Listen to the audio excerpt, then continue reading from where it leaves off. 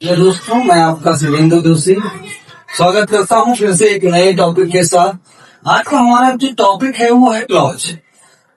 तो क्लॉज क्या है, एक नया टॉपिक है। अगर अभी नहीं पढ़ेंगे तो आगे आपको प्रॉब्लम होने वाली है, आपको दिक्कत होने वाली है। क्यों दिक्कत होने वाली है कि जब आपसे कोई आपका बच्चा आएगा और आपसे पूछेगा कि मम्मी पापा चाचू मुझे आज स्कूल में क्लॉज पढ़ाया गया था और इसे बता दीजिए, तब आप ये तोते हो जाएंगे क्योंकि आपको समझ नहीं आएगा। आपने अभी तक जो पढ़ रखा है वो पढ़ रखा है, क्या पढ़ रखा है? सेंटेंस पढ़ रखा है। जैसे मैं यहाँ पर कुछ भी लिख लेता हूँ, ही गो ING इज एक्सेट्रा।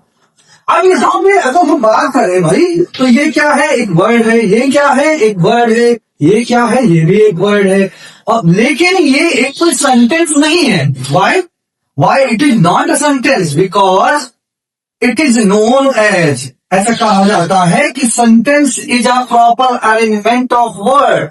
कुछ ऐसा जिसका कोई मीनिंग निकले, जिसका कोई मतलब निकले, उसे सेंटेंस बोलते हैं। जैसे हमने यहां पे अगर लिख लिया ही इज गोइंग, अभी यहां एक सेंटेंस है। ये क्या है? एक सेंटेंस है क्योंकि इसका कोई मतलब निकल रहा है। हम इसमें और लंबा चौड़ा कुछ भी ऐड कर सकते हैं। जैसे हम कर सकते हैं he is going to market. अभी क्या है? ये सेंटेंस है और हर एक सेंटेंस में कोई ना कोई क्लॉज होता है। क्लॉज होता क्या है, आइडेंटिफाई कैसे करेंगे? तो पहले इसको आप समझ लीजिए। क्लॉज क्या होता है? Clause is a combination of two things. What are they? First is subject and second is verb. एक तो सब्जेक्ट और दूसरा वर्ब, दोनों मिल करके क्लॉज बनाते हैं। जिस सेंटेंस में ये दोनों चीजें होंगी उसी को हम क्लॉज बोलेंगे। अगर ये दोनों चीजें फॉलो अप नहीं होंगी तो उसे हम क्लॉज नहीं कहेंगे। तो इस सेंटेंस की अगर हम बात करते हैं, यहाँ पे क्या हो गया? ये हो गया हमारा सब्जेक्ट। सब्जेक्ट क्या होता है? Mainly noun and pronouns are called subject. Simply या आप कह लीजिए डूअर ऑफ सेंटेंस जिसका सब्जेक्ट, जो भी काम करने वाला करता होता है उसे हम क्या बोलते हैं? सब्जेक्ट बोलते हैं। अब अगर हम यहां बात करते हैं, ये इज क्या है? इज है हेल्पिंग वर्ब, जो कि आपने जल्दी पढ़ रखी है।